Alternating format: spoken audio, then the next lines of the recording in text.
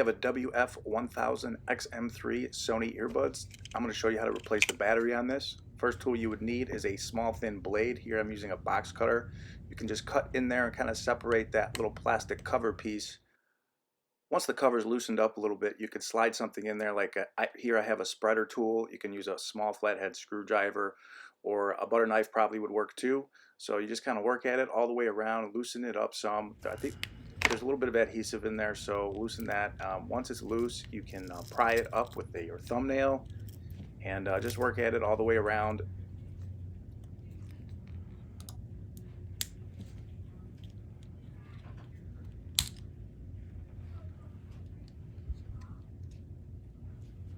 Once the cover is removed, there are two screws you would need to remove in order to get at that battery. So you would be a small Phillips screwdriver. See those two screws right there. So just go ahead and remove those.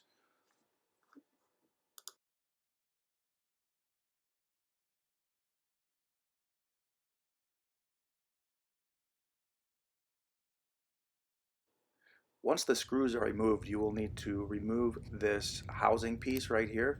So that should be pretty loose. You could just pull that up and fold it over. There is a small ribbon attached to the other part, so you don't want to break that ribbon. Be very careful of that ribbon there.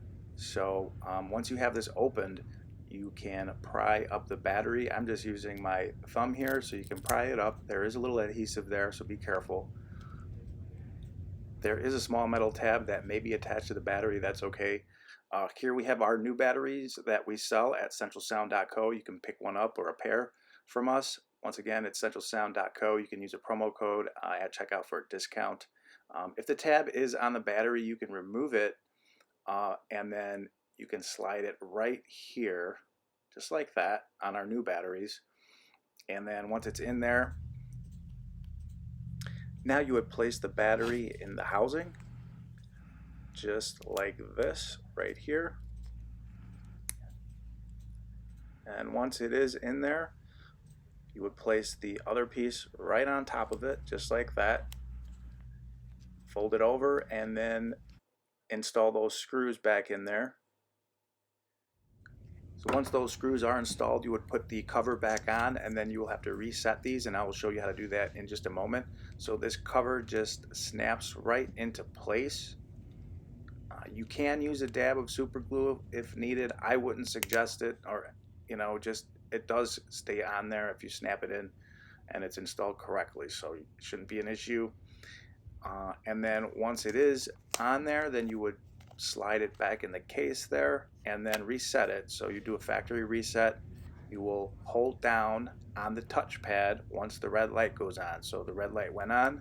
I'm going to hold down the touchpad, and you hold it there until the red light goes off. So first it will start blinking, then it will go off, and then once it turns off, you can remove your finger or thumb from the touchpad. So there it is, it's blinking, and once it stops blinking, you can remove your finger or thumb from the touchpad, and then the light will go back on, just like that, and then now it's resetting. So you're good to go. Thanks for watching. Please like and subscribe if you found this helpful.